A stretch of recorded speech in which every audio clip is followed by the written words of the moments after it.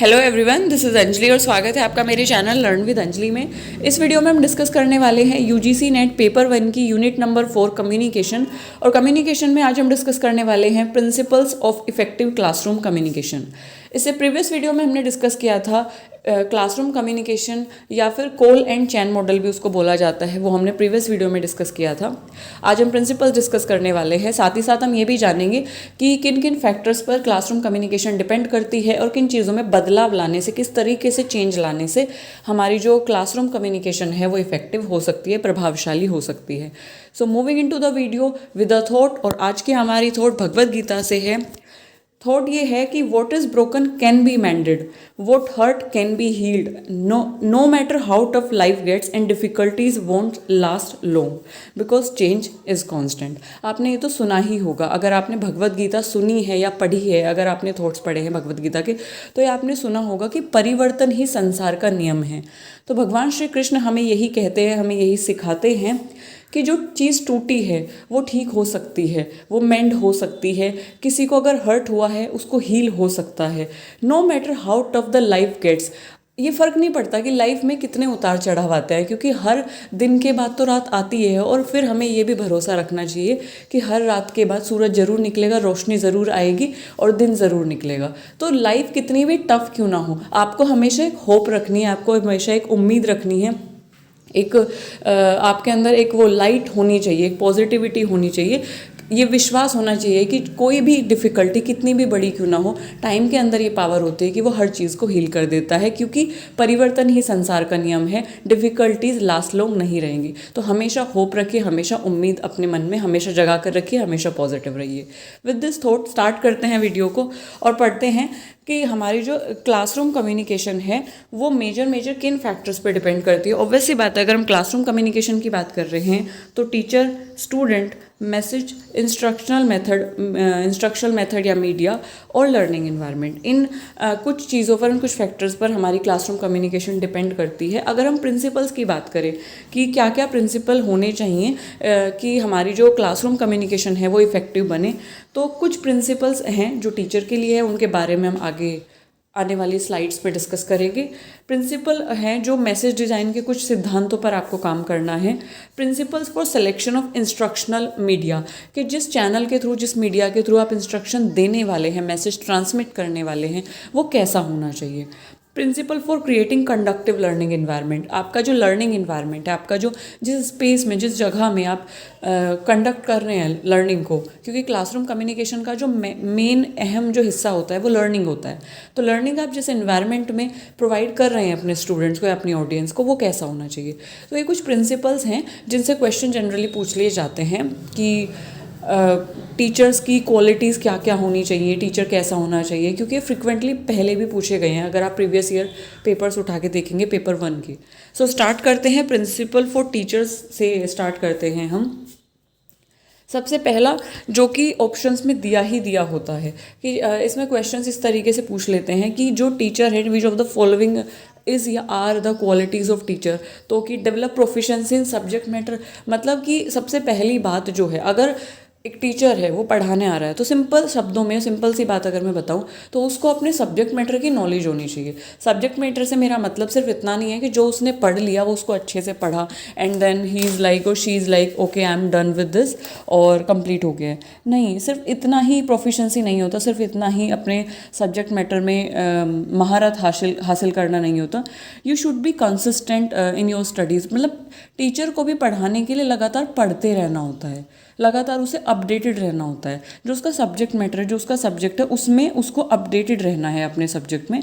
और लाइक इस तरीके से, तो this is proficiency in subject matter. Second one is understand the learner, कि जो टीचर है उसकी एक क्वालिटी जो कि होनी ही चाहिए उसमें, कि उसको अपनी ऑडियंस को पढ़ना आना चाहिए, उसको समझना आना चाहिए। जैसे मैंने आपको प्रीवियस वीडियो में भी बताया था कि empathy is the main like tool to connect with audience. Audience के साथ, रिसीवर के साथ कनेक्ट करने का जो मेन टूल है कम्युनिकेशन में वो एम्पैथी है, सहानुभूति है, कि आप कितना सामने वाले को इमोशनली समझ रहे हैं, उससे कनेक्ट कर पा रहे हैं। So teacher should try to collect as much as information about the learners characteristic as he can, जितनी वो कैरेक्टरिस्टिक, जितनी वो चीज़ें जान सकता है उसके बारे में। मेरा मतलब उसकी बैकग्राउंड, मतलब उसके घर परिवार से नहीं है, मेरा मतलब है कि उसकी क्वालिटीज़, उसके मेरिट्स, डीमेरिट्स, वो किस चीज़ में अच्छा परफॉर्म करता है, उसे कैसे मोटिवेशन मिलता है, कैसे वो जब डिमोरलाइज हो जाता है तो कैसे उसे अपलिफ्ट करना है। तो ये सारी कैरेक्टरिस्टिक, ये सारी इन्फॉर्मेशन ही नीड्स टू बी कलेक्टेड, कि उसका कॉग्निटिव स्टाइल कैसा है, मोटिवेशन कैसे मिलता है उसे, उसके इंटरेस्ट कैसे हैं, और ये सब चीज़ें, उसकी लाइक, उसकी अलाइक, और उसे किस तरीके से ट्रीट करना चाहिए और किस तरीके से ट्रीट नहीं करना चाहिए, इस टाइप की कुछ चीज़ें। Next one is develop effective communication skill. एक टीचर को ये ज़रूरी है, क्योंकि वो कम्युनिकेशन कर रहा है क्लास में, he is active, most of the time teacher active रहेगा। तो टीचर की जो कम्युनिकेशन स्किल हैं वो ज़बरदस्त होनी चाहिए। He should be like acquired, it should B acquired through training and practice, कि टीचर जो है अपनी ऑडियो रिकॉर्ड करके उसको सुन सकता है और फिर ये एक तरीके से जान सकता है कि उसको कहाँ पे करेक्शंस करने हैं, एनालाइज कर सकता है वो अपने स्ट्रेंथ को और अपनी वीकनेसेस को, जो लैंग्वेजेस में कहाँ पर गड़बड़ी है, किन शब्दों में उसे चेंजेस लाने हैं, प्रोनाउंसिएशन में चेंजेस लाने हैं कि नहीं लाने, तो ये सारी चीज़ें वो कर सकता है। या फिर वो अपने स्टूडेंट से, अपने कलीग से, अपने सुपीरियर से फीडबैक ले सकता है कि उसको अपनी कम्युनिकेशन में कहाँ पे इम्प्रूवमेंट लाना है, so that he can be like a better communicator. Next one is knowledge about pedagogy and andragogy. Now सबसे पहले ये समझते हैं कि पेडागोजी और एंड्रोगोजी क्या होता है, क्योंकि ये जो दो टर्म है ना, ये इंडिविजुअली भी एग्जाम में आपको हिट कर सकती हैं, और इंडिविजुअली हिट करेंगे तो फिर मतलब समझ नहीं आएगा, तो थोड़ा सा प्रॉब्लम हो जाएगी। तो pedagogy is basically art and science of teaching of children, कि जब आप बच्चों को पढ़ाते हो तो आप art and science of teaching to young childrens या चिल्ड्रंस, बच्चों को पढ़ाने की कला को पेडागोजी बोला जाता है। While andragogy like art and science of teaching to adults, बड़ों को पढ़ाने की जो कला है, क्योंकि उसमें भी हमें अलग अलग, उसमें भी प्रोफिशेंसीज होती हैं हमारी, तो बड़ों को जो पढ़ाने की कला है उसको एंड्रोगोजी बोला जाता है। सो इसको आप ऐसे रिलेट कर सकते हैं। अब क्योंकि जैसे हम बच्चों को पढ़ाते हैं, उनसे हम हाथ पकड़ के लिखाते हैं, उनको हम क्रैम कराते हैं, कुछ चीज़ें हम उनसे सुनते हैं, वो सब चीज़ें हम बड़ों के साथ नहीं करते। पीएचडी स्टूडेंट्स के साथ हम ऐसे थोड़ी करेंगे, मास्टर्स के स्टूडेंट्स के साथ, बैचलर्स के स्टूडेंट्स के साथ हम ये सब चीज़ें नहीं करेंगे। तो वो अलग अलग आर्ट एंड साइंस होती है, तो इसलिए उनको एंड्रोगोजी और पेडागोजी बोला जाता है। तो एक टीचर को पता होना चाहिए कि एंड्रोगोजिकल अप्रोच क्या होता है, पेडागोजिकल अप्रोच कैसी होती है, और उसको अपने स्टूडेंट्स को किस तरीके से केटर करना है। फॉर एग्जाम्पल कि अगर वो किसी लाइक डिग्री कॉलेज में पढ़ाने जा रहे हैं तो उनको एंड्रोगोजी की एक अच्छी नॉलेज होनी चाहिए। अगर वो किसी प्राइमरी स्कूल या फिर सेकेंडरी स्कूल या फिर लाइक छोटी क्लासेस को पढ़ा रहे हैं तो उनको पेडागोजी की अच्छी नॉलेज होनी चाहिए। तो वो सब चीज़ें। Try to adopt flexible approach, कि फ्लेक्सिबल अप्रोच से मेरा मतलब है कि अगर सपोज करो स्टूडेंट्स को चीज़ें समझ नहीं आ रहे हैं तो टीचर को हमेशा तैयार रहना चाहिए अपने मीडिया में चेंज करने के लिए, इंस्ट्रक्शन में चेंज करने के लिए, मॉडिफाई करने के लिए अपने मैसेज को, उसको हमेशा तैयार रहना चाहिए, क्योंकि स्टूडेंट्स को चीज़ें समझ आनी चाहिए, तो स्टूडेंट्स की नीड्स के अकॉर्डिंग उसको अपनी चीज़ों को मॉडिफाई करना चाहिए। सो इस तरीके से। Next one is being objective and unbiased. कभी भी टीचर को अपने स्टूडेंट्स को जो है अनइक्वली ट्रीट बिल्कुल भी नहीं करना चाहिए, उसको अनबायस्ड रहना चाहिए। अनबायस्ड मतलब कि बिल्कुल भी उसको भेदभाव नहीं करना चाहिए, ऑब्जेक्टिफाई नहीं करना चाहिए अपने स्टूडेंट्स को कभी भी। He should treat them equal, और उनको इक्वल प्रेफरेंस देनी चाहिए, क्योंकि जब स्टूडेंट्स क्लास में यूनिफॉर्म में आते हैं तो वो डिपेंड नहीं करता कि वो किस बैकग्राउंड से, उनके फादर का नाम क्या है, उनके फादर की एक पोस्ट क्या है, वो कितना लाइक अमीर है, कितना गरीब है, वो सारी चीज़ें बिल्कुल टीचर को पीछे छोड़ देनी चाहिए। उन सारी चीज़ों से टीचर को मतलब ही नहीं होना चाहिए। एक टीचर को अनबायस्ड होकर स्टूडेंट्स को पढ़ाना चाहिए, क्योंकि वो नॉलेज ट्रांसमिट कर रहा है, नॉलेज सबको इक्वल मिलनी चाहिए। सो इस तरीके से। So based on the gender, based on the caste, based on the creed, based on the colour, based on the language, based on the culture, किसी भी चीज़ पर, रिलीजन के बेस पर किसी भी चीज़ पर उसको डिस्क्रिमिनेट नहीं करना चाहिए। Next one is develop a realistic self concept and perception about surrounding, कि टीचर को हमेशा अपनी स्ट्रेंथ और वीकनेस के साथ साथ एक स्टूडेंट की स्ट्रेंथ और वीकनेस पे भी ध्यान रखना चाहिए। उसको पता होना चाहिए कि उसके आसपास क्या चल रहा है, उसको अपनी सराउंडिंग के बारे में परसेप्शन हो, और हमेशा वो अपनी अगर उससे कोई गलती होती है तो हमेशा वो एक्सेप्ट करने के लिए रेडी रहे और उनको सुधारने के लिए रेडी रहे, और अपने पोटेंशियल को जान के वो अपना बेस्ट देने के लिए हमेशा तैयार रहे। तो ये कुछ प्रिंसिपल्स हैं जो टीचर्स को फॉलो करने चाहिए। एक अच्छे टीचर की आप इन्हें क्वालिटीज़ भी बोल सकते हैं कि एक अच्छे टीचर को ये सारी क्वालिटीज़ फॉलो करनी चाहिए, उसमें ये सारी क्वालिटीज़ होनी चाहिए। तो ये आपसे इंडिविजुअली पूछ लिया जाता है, क्योंकि जब हम कम्युनिकेशन की बात करते हैं तो ये उसके पर्सपेक्टिव से तो इम्पॉर्टेंट है ही, साथ ही साथ जब हम टीचिंग एप्टीट्यूड के बारे में पढ़ेंगे वहाँ पे भी ये चीज़ें रिलेट करती हैं। दोनों चीज़ें, कम्युनिकेशन की ये पार्ट और टीचिंग एप्टीट्यूड का पार्ट रिलेट करता है, तो ये बहुत इंपॉर्टेंट है, तो इसलिए ये क्वेश्चन में बार बार आ जाता है। Next one is principle for message design, कि अब जब मैसेज डिज़ाइन हम कर रहे हैं तो एक मैसेज जब आप डिज़ाइन कर रहे हैं तो वो कैसा होना चाहिए। It should B clear and specified. मैं हमेशा बताती हूँ अपनी वीडियोज़ में कि जब आप कम्युनिकेट कर रहे हैं तो जो आप मैसेज दे रहे हैं वो फजी ना हो, वो उलझा हुआ ना हो, वो ऐसा हो, वो क्लियर हो कि वो सामने वाले को समझ आ जाए। It should be specific, measurable, achievable, realistic, it should B time framed. तो कुछ इस तरीके का आपका मैसेज होना चाहिए।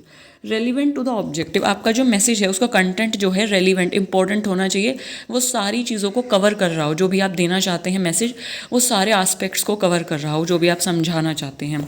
It should be properly sequenced, वो एक प्रॉपर मैनर में सीक्वेंस्ड हो। लाइक आप अपने मैसेज को एग्जाम्पल्स उसमें यूज़ कर सकते हो, सिंपल से लेके कॉम्प्लेक्स की तरफ आप उसे ले जा सकते हो। इजी कॉन्सेप्ट को पकड़ के आप डिफ़िकल्ट कॉन्सेप्ट को समझाओ, आप कंक्रीट कॉन्सेप्ट को लेके तब एब्स्ट्रैक्ट को समझाओ। सो इस तरीके से आप अपने मैसेज को फ्रेम कर सकते हो step by step. Next one is use of language comprehendable to the learner. आप ऐसी लैंग्वेज का हमेशा यूज़ करिए जो कि आपका लर्नर अच्छे से, आपका जो ऑडियंस है, आपका जो रिसीवर है वो अच्छे से कॉम्प्रिहेंड कर सके, समझ सके उसको। ऐसी लैंग्वेज का यूज़ करिए, उसमें बिल्कुल भी टेक्निकल वर्ड्स का यूज़ ना करिए जो एक तरीके से समझने में प्रॉब्लम हो रिसीवर को, या टेक्निकल जार्गन्स का यूज़ मत करिए बिल्कुल भी, कि रॉन्ग वर्ड्स का आप यूज़ मत करिए उसमें।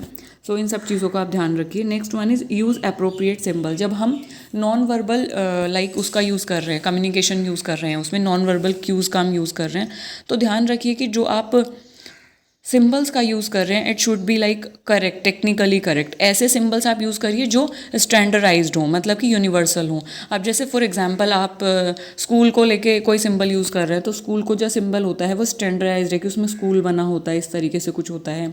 तो जब आप सिंबल यूज़ कर रहे हैं वो स्टैंडर्डाइज्ड हो, जो सबको पता हो, तो इस तरीके के आप सिंबल्स यूज़ करें। हॉस्पिटल का हम सिंबल यूज़ करते हो तो उसमें हॉस्पिटल का सिंबल बना होता है।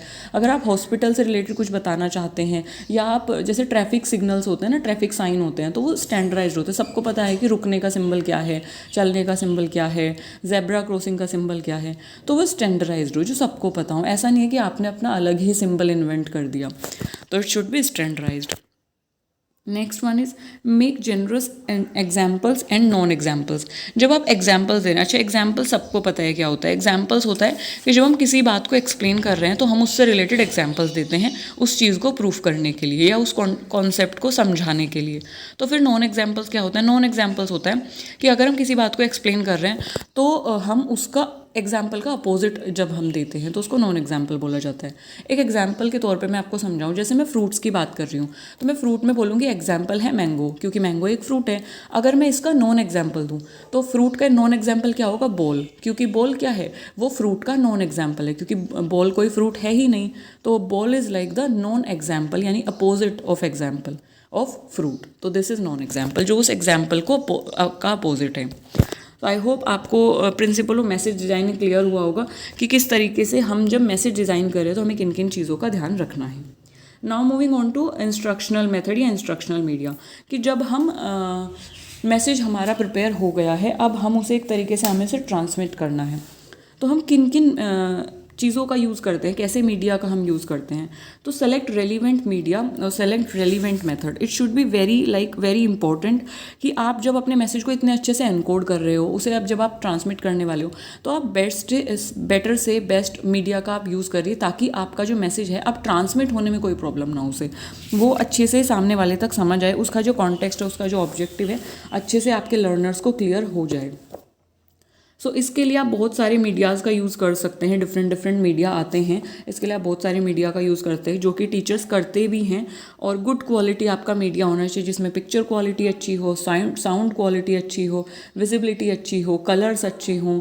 अगर आप प्रिंट में हो तो उसमें जो प्रिंट निकल रहा है वो लाइक क्लियर हो। तो इस तरीके से आप डिफरेंट गुड क्वालिटी मीडिया का आप यूज़ करिए। और आप जो है टीचिंग लर्निंग प्रोसेस में इंटीग्रेट भी कर सकते हैं मीडिया को। इंटीग्रेशन से मेरा मतलब है कि आप जो है एक तरीके से दो अलग अलग मीडिया का भी आप यूज़ कर सकते हैं और फिर आप अपनी चीज़ों को एक तरीके से ट्रांसमिट कर सकते हैं क्लास में पढ़ाने के लिए। फॉर एग्ज़ाम्पल आप यहाँ पे देख सकते हैं कि जो टीचर यहाँ पे पढ़ा रही हैं तो वो ऑडियो विजुअल मीडिया का यूज़ कर रही हैं, यानी कि उसमें वॉइस भी आती है और वो विजुअल भी शो कर रहे हैं, साथ में उन्होंने कुछ पिक्चर्स भी लगाई हुई हैं। तो ये कुछ बेटर ऑप्शंस हो सकते हैं अगर आप इंटीग्रेट करके मीडिया को यूज़ करते हैं। जैसे कि आप वीडियो फिल्म दिखा सकते हैं बच्चों को in the end of the lesson, ताकि उसको अच्छे से समझ आए वो चीज़ जो आपने पढ़ाई है थ्योरेटिकली। तो इस तरीके से आप अपने बच्चों को अच्छे से क्लियर कराने के लिए डिफरेंट डिफरेंट मीडिया का साथ में बहुत सारे मीडिया को साथ मिला के यूज़ कर सकते हैं।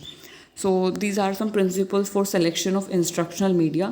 Now moving on to key principles for conducting learning environment, कि जब आप जिस environment में आप पढ़ा रहे हैं स्टूडेंट को, वो environment आपका कैसा होना चाहिए, वो भी तो एक मेन इंपॉर्टेंट आस्पेक्ट है ना।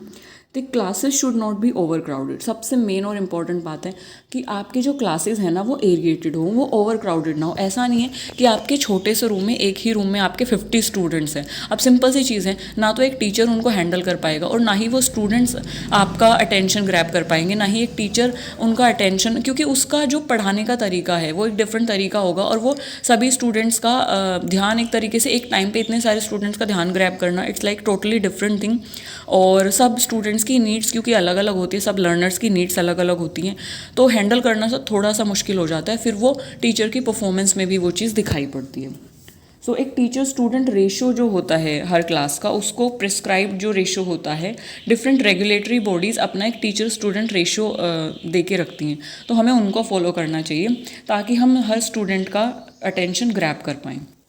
Next one is ensure proper seating arrangement. Class में प्रॉपर सीटिंग अरेंजमेंट हो, उसमें एक मिनिमम इसेंशियल जो डिफरेंस होती है 2 सीट्स के बीच में या 2 रो के बीच में, वो मेंटेन करके रखें। टीचर और स्टूडेंट के बीच में जो डिस्टेंस होती है उसको मेंटेन करके रखें। 2 स्टूडेंट्स के बीच में जो लाइक डिस्टेंस होती है उसको मेंटेन करके रखें, और ताकि हर बच्चा एक दूसरे से अच्छे से इंटरेक्ट कर पाए, टीचर स्टूडेंट से इंटरेक्ट कर पाए, और जो फर्नीचर है वो भी कंफर्टेबल हो, प्रॉपर मतलब प्रॉपर एरिएटेड रूम्स हों, उसमें हवा का जो बहाव है वो एक तरीके से अच्छा हो ताकि किसी को भी सफोकेशन ना हो, लाइटनिंग उसमें प्रॉपर हो, वेंटिलेशन का अरेंजमेंट हो क्लास में।